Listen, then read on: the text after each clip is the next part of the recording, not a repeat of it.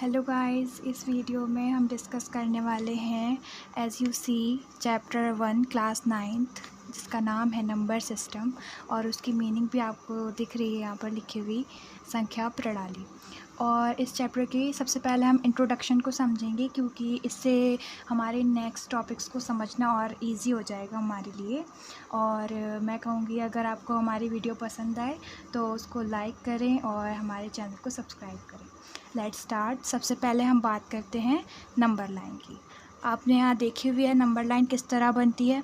Number line basically एक straight line draw करनी है सबसे पहले, और उसके मिड में हम रखेंगे ज़ीरो को, और हमारे राइट हैंड में होते हैं इक्वल पार्ट में डिवाइड करने के बाद राइट हैंड साइड हम रखते हैं पॉजिटिव नंबर्स को, और लेफ़्ट हैंड में उसी तरह से इक्वल पार्ट्स में डिवाइड करे हुए आपके सेक्शन बने होंगे, वहाँ पर हम रखते हैं नेगेटिव नंबर्स को। आप देखेंगे तो राइट हैंड में नंबर्स जो हैं वो इंक्रीज़ हो रहे हैं और लेफ़्ट हैंड में नंबर डिक्रीज़ हो रहे हैं। ये है आपकी एक सिंपल नंबर लाइन। अब इसमें आप समझेंगे types of number present on A number line. कितने तरह के नंबर एक नंबर लाइन पर प्रेजेंट होते हैं। कुछ नंबर इजीली आप देख सकते हैं नंबर लाइन पर, बेसिकली रियल नंबर्स जो हैं वो आपके शो होते हैं, और डेसिमल फ्रैक्शन वगैरह जो हैं ऐसे टाइप के नंबर वो आप रिप्रेजेंट करने के लिए कुछ बेसिक रूल्स जो होते हैं वो आप अप्लाई करते हैं। तो इस वीडियो में हम 5 टाइप्स के नंबर्स के बारे में डेफिनेशन से जानेंगे। तो उसमें सबसे पहले हम नेचुरल नंबर को समझते हैं। नेचुरल नंबर्स फर्स्ट काइंड है ये इस वीडियो में जिसको आप समझने वाले हैं। तो सबसे पहले इसकी डेफिनेशन देख लेते हैं। डेफिनेशन है the natural numbers are those used for counting and ordering. इसकी अगर मीनिंग समझेंगे आप तो नेचुरल नंबर ऐसे नंबर हैं जिनका यूज़ हम गिनती करने में या फिर किसी भी क्रम को व्यवस्थित करने में करते हैं। Natural numbers are usually denoted by capital N और smallest natural number is 1। Smallest natural number 1 क्यों है ये हम समझेंगे, क्योंकि आप किसी भी नंबर को ऑर्डर करते हैं या काउंटिंग करना स्टार्ट करते हैं तो 1 2 3 एंड सो ऑन, ये नंबर आपके नेचुरल नंबर कहलाएंगे। तो इसमें सबसे पहले आपको दिख रहा होगा ये स्मॉलेस्ट नंबर है, क्योंकि इसके बाद सारे नंबर इंक्रीज़ हो रहे हैं और इंक्रीज़ होंगे तो इससे आपको कोई छोटा नंबर यहाँ नहीं मिलेगा। और अगर आप ग्रेटेस्ट नेचुरल नंबर की बात करते हैं तो वो आपका हो जाएगा infinite, because you can't find it. Natural number में कुछ भी टफ नहीं है, बस एक सीरियल कलेक्शन है 1 2 3 4 5। इसमें कुछ भी टफ नहीं है, ये एक सीरीज़ है जो इंक्रीज़ हो रही है, बस इसमें याद करने वाला और कुछ भी टिपिकल चीज़ नहीं है। सेकंड काइंड हम पढ़ रहे हैं जिसका नाम है होल नंबर। होल नंबर की मीनिंग आप यहाँ देख सकते हैं लिखी हुई, पूर्ण संख्याएं कहते हैं इसको हिंदी में। और सबसे पहले हम इसमें बात करेंगे डेफिनेशन से, और ये रही आपके सामने इसकी definition. Whole number are the real numbers which include zero with all positive integers. यानी कि नेचुरल नंबर जब हम पढ़ चुके हैं या रियल नंबर पढ़ चुके हैं वो आपके 1 2 3 4 हैं, अगर आप उसमें ज़ीरो को और इंक्लूड कर दें तो जो कलेक्शन बनता है वो आपका होल नंबर कहलाता है। बेसिकली अगर नेचुरल नंबर 1 2 3 4 जो हम पिछली डेफिनेशन में पढ़ चुके हैं उसमें अगर हम ज़ीरो को और ऐड कर दें, और ऐड करेंगे तो रखेंगे कहाँ, 1 से पहले ही, क्योंकि ये 1 से भी स्मॉल है।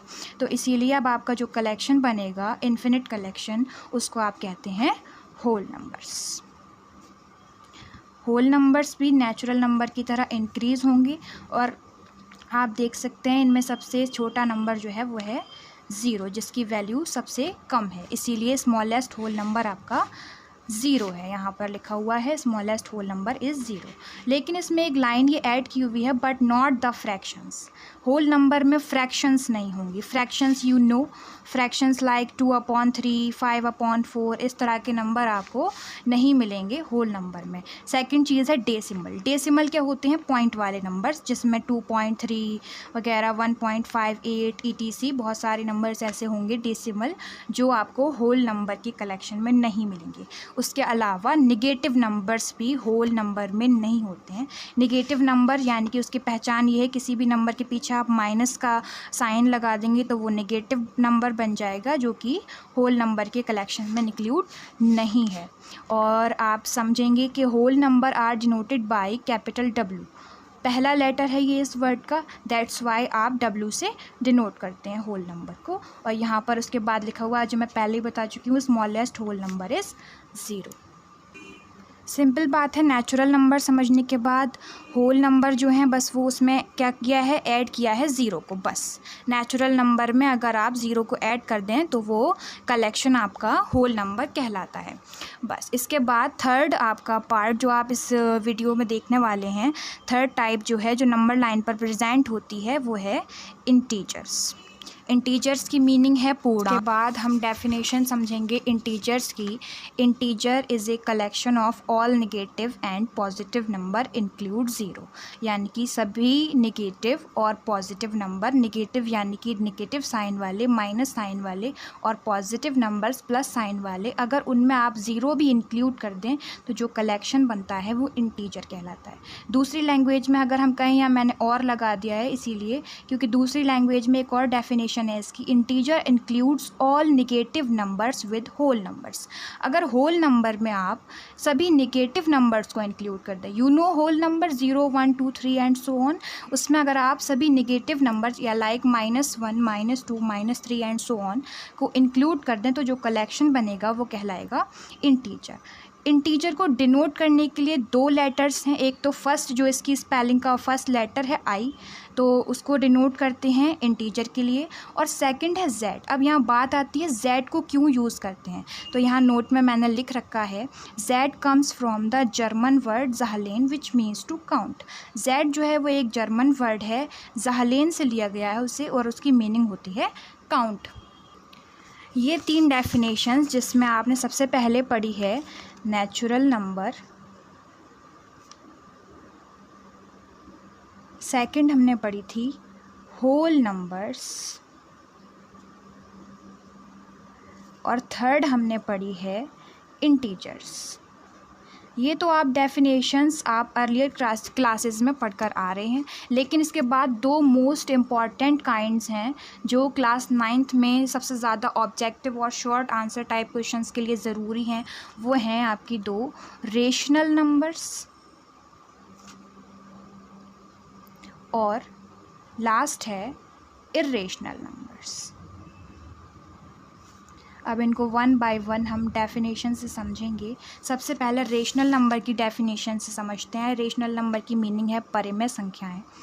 अब इसकी डेफिनेशन को पढ़ लेते हैं पहले। If a number R can be written in the form of P upon Q, where P and Q are integers and Q is not equal to 0, then we can say that the number R is a rational number। यानी कि इसके अगर आप हिंदी समझने की कोशिश करें तो R एक ऐसा नंबर है जिसको हम P अपॉन Q की फॉर्म में लिख सकते हैं। P upon Q means fraction, या फिर आप कहें क्वोशिएंट। आप इस फॉर्म में अगर आप लिख सकते हैं किसी भी नंबर को तो वो नंबर आपका रेशनल नंबर कहलाता है, हिंदी में परिमेय संख्याएं कहलाता है। अब आप ये समझेंगे कि कैसे नंबर होंगे जो रेशनल कहलाएंगे। फॉर एग्ज़ाम्पल जो रियल नंबर्स हैं, रियल नंबर्स लाइक पूर्ण संख्याएं या वास्तविक संख्याएं, रियल नंबर्स जो हैं वो सभी रेशनल हैं, जैसे कि 0, 1, 2, 3, 4 एट्सेट्रा। 0 क्यों? क्योंकि अगर आप 0 में किसी भी नंबर का डिवाइड लगाएं, आप इसका डिनोमिनेटर यहाँ 3 ले रहे हैं फॉर एग्ज़ाम्पल के लिए, तो ये 3 जो है वो इसका डिनोमिनेटर है और ये आपका P अपॉन Q की फॉर्म में है। That's why 0 is a rational number.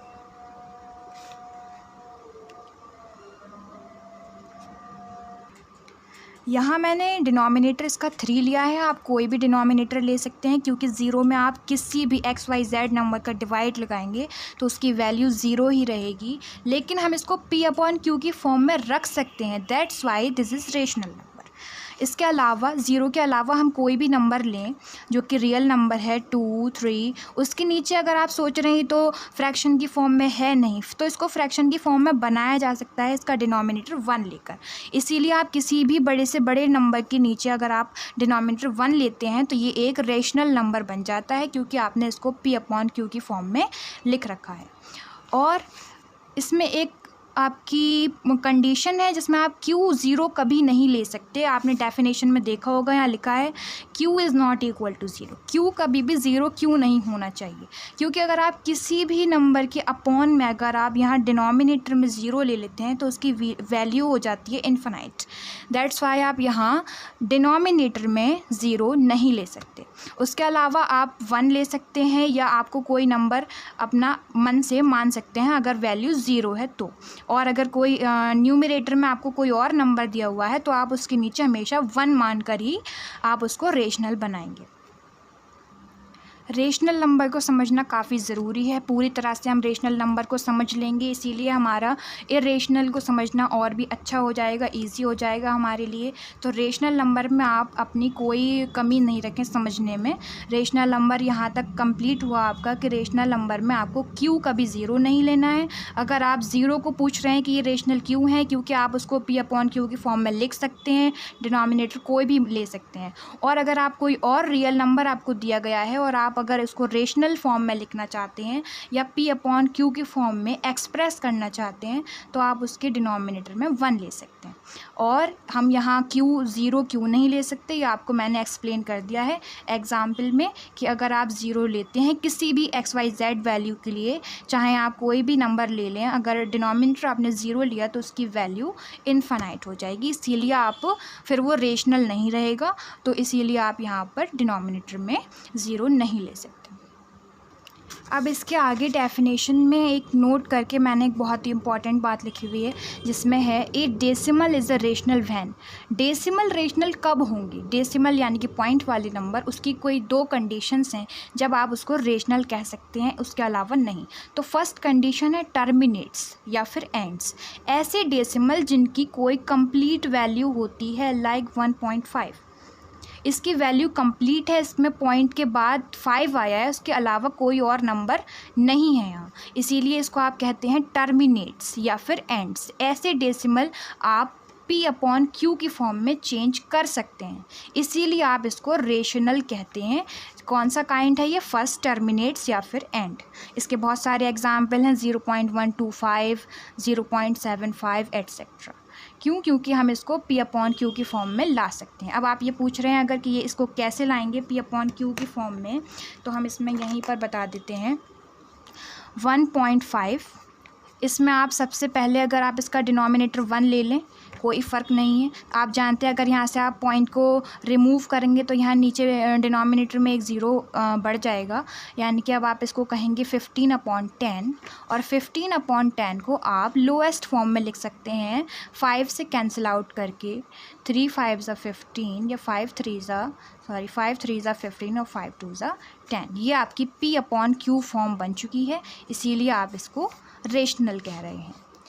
ये आपका हुआ फर्स्ट।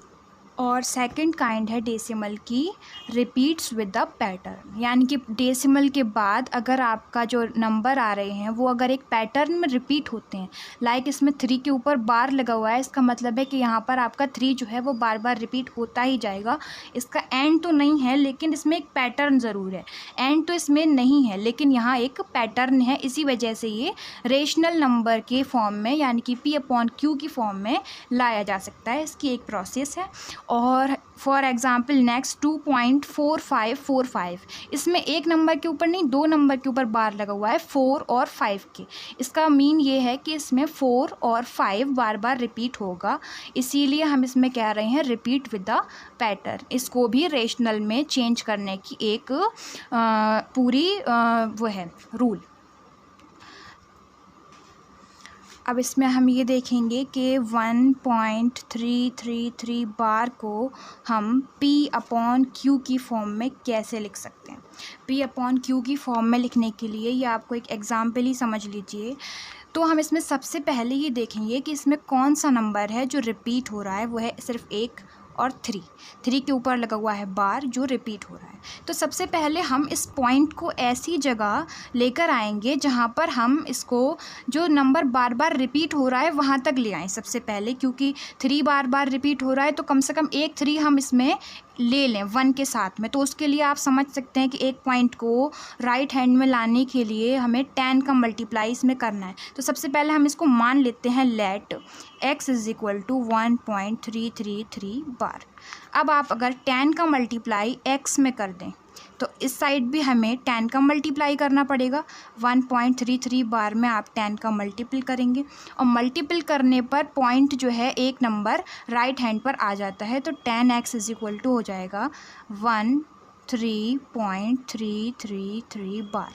अगर आप इसको एक बार 3 और ले लिया हमने, क्योंकि बार तो लगा हुआ है वो तो रिपीट होता रहेगा, इसीलिए हमने एक 3 और यहाँ एक्स्ट्रा में लिख लिया, उससे कोई फ़र्क नहीं पड़ता।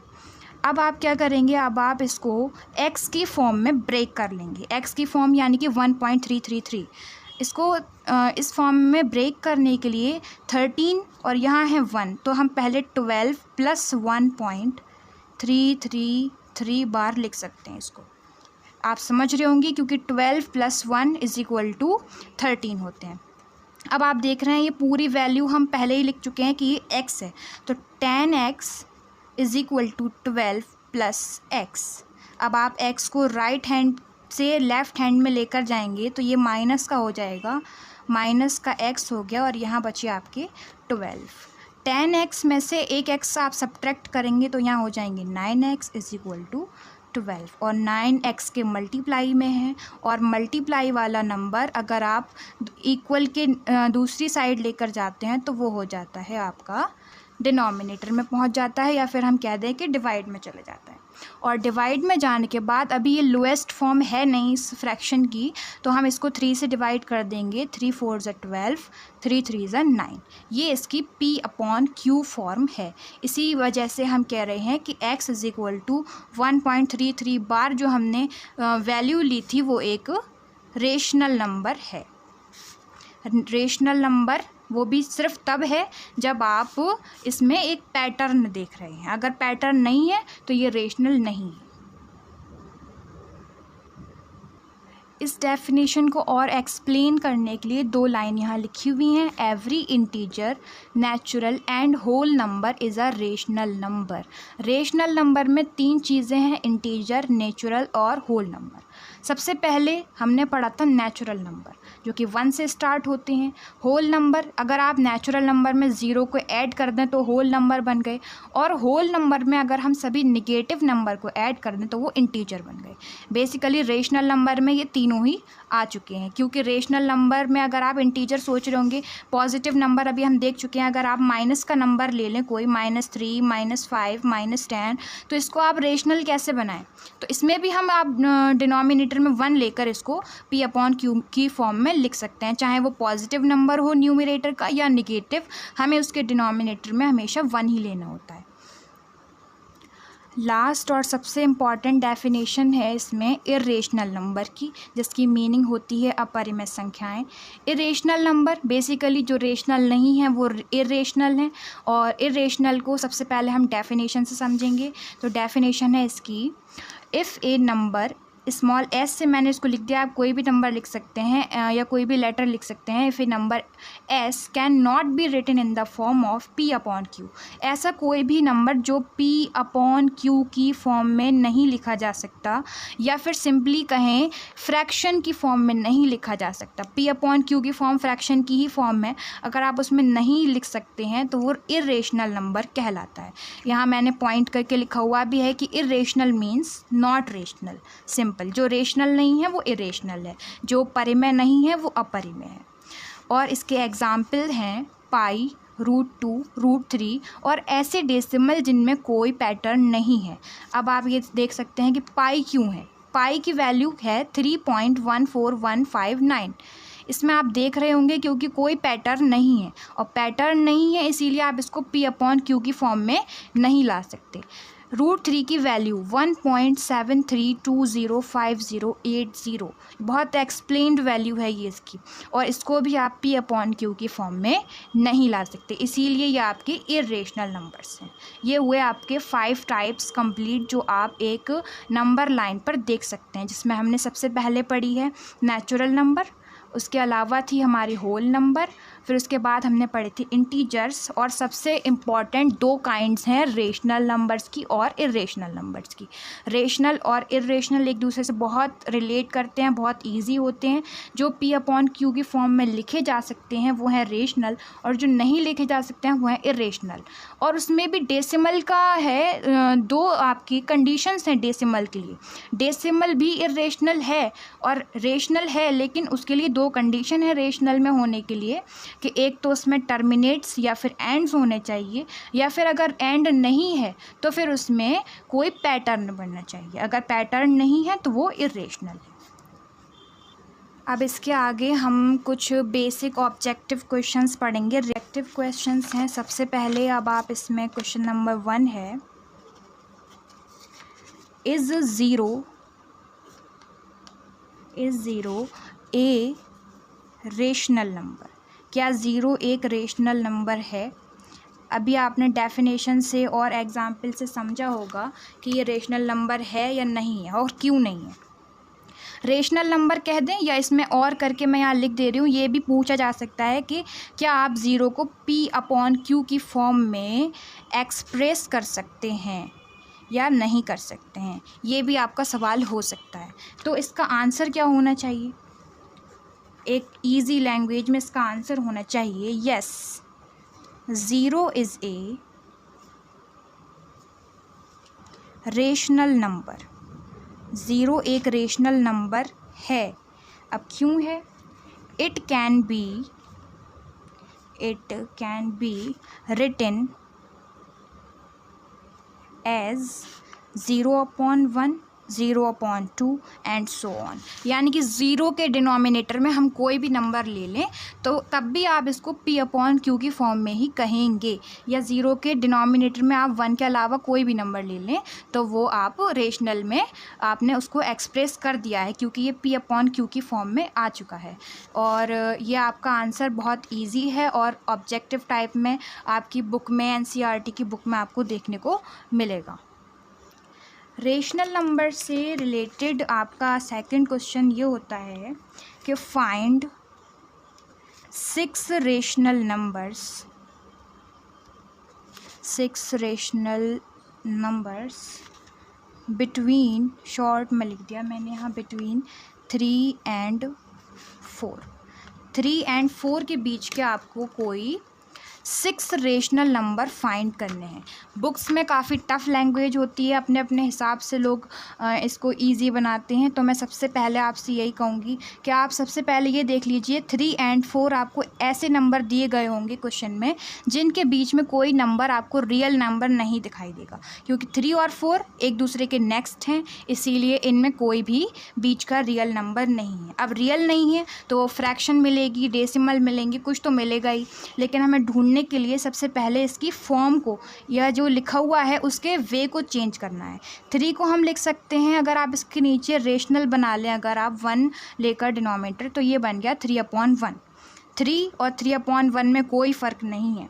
अगर आप इसी तरह से इसको एक बार और इक्वल लगा के इसमें न्यूमरेटर और डिनोमिनेटर में 10 का मल्टीप्लाई कर दें, 10 का मल्टीप्लाई कर दें तो इक्वल तो है ही, क्योंकि आपने ऊपर नीचे दोनों तरफ 10 का मल्टीप्लाई किया है, तो उसमें कोई फ़र्क नहीं आएगा इसकी वैल्यू में। लेकिन हाँ, इसका वे ज़रूर चेंज हो जाएगा, ये दिखने में थोड़ा डिफरेंट हो जाएगा। अब आप यहाँ मल्टीप्लाई करते हैं, 3 10s 30 और 10 1s 10। ये आपका वे कितना चेंज हो गया है? दिखने में ये 3 था और ये बन चुका है 30/10। इसी तरह से हम 4 को चेंज करेंगे। 4 को हम रेशनल बनाने के लिए इसमें हम लिख सकते हैं 4/1, और इसी तरह से ऊपर हमने 10 का मल्टीप्लाई किया है तो यहाँ पर भी हम न्यूमरेटर और डिनोमिनेटर में 10 का मल्टीप्लाई करेंगे, तो ये बन जाएगा 4 10s 40 एंड 10 1s 10। आपने एक चीज़ ध्यान रखनी है कि इनके डिनोमिनेटर्स जो हैं वो सेम होने चाहिए। ऐसे नंबर का ही मल्टीप्लाई करिएगा कि इनके डिनोमिनेटर सेम रहें। सेम रहने के बाद आप देख सकते हैं कि 30 एंड 40 के बीच में आपको कितने नंबर मिलेंगे, और हमें यहाँ 6 ही फाइंड करने हैं। तो 6 तो बहुत आसानी से मिल ही जाएंगे। 30 और 40 के बीच में नंबर्स हैं 31, 32, 33, 34, 35, 36, 37, 38 एंड 39, ये नंबर्स हैं। अब आप इसमें से कोई से भी 6 ले सकते हैं। 6 लेंगे हम, लेकिन हमने आपके डिनोमिनेटर में 10 रखा हुआ है, तो 10 भी आपको इसके डिनोमिनेटर में लेना पड़ेगा। तो यहाँ सबसे पहले हम लेंगे 31/10, 32/10, 33/10, 34/10, 35/10 एंड 36/10। ये हो गई आपकी 6 ऐसे नंबर्स जो कि आपके 3 और 4 के बीच में हैं, और आपने फाइंड कर लिए हैं। बुक्स में काफ़ी टफ़ वे भी दिया होता है और सबके बताने का तरीका अलग है, लेकिन easiest way I think this is. तो हमने सबसे पहले इसमें क्या किया था, इसको नंबर, आपका रियल नंबर जो था उसको हमने P/Q की फॉर्म में यानी कि रेशनल की फॉर्म में लाया। तो उसके लिए हमने सबसे पहले इसका डिनोमिनेटर 1 बनाया, और उसमें न्यूमरेटर और डिनोमिनेटर में सेम नंबर 10 का मल्टीप्लाई किया, और एक नई फ्रैक्शन हमें मिल गई 30/10। सेम हमने आपका 4 के लिए किया, और उसमें भी हमने जैसे ऊपर 10 का मल्टीप्लाई किया था, इसीलिए 4 में भी हमने ऊपर नीचे 10 का मल्टीप्लाई किया। यहाँ पर आपको 2 फ्रैक्शंस मिल गए 30/10 एंड 40/10, और इनके बीच में आपको काफ़ी सारे नंबर मिल गए, जिसमें से आपको कोई 6 फाइंड करने थे, वो हमने आपके लिख दिए। क्योंकि इनके डिनोमिनेटर सेम है तो इनको फाइंड करना बहुत ज़्यादा ईजी है। नेक्स्ट एग्जाम्पल आप देख लीजिए। Find 5 rational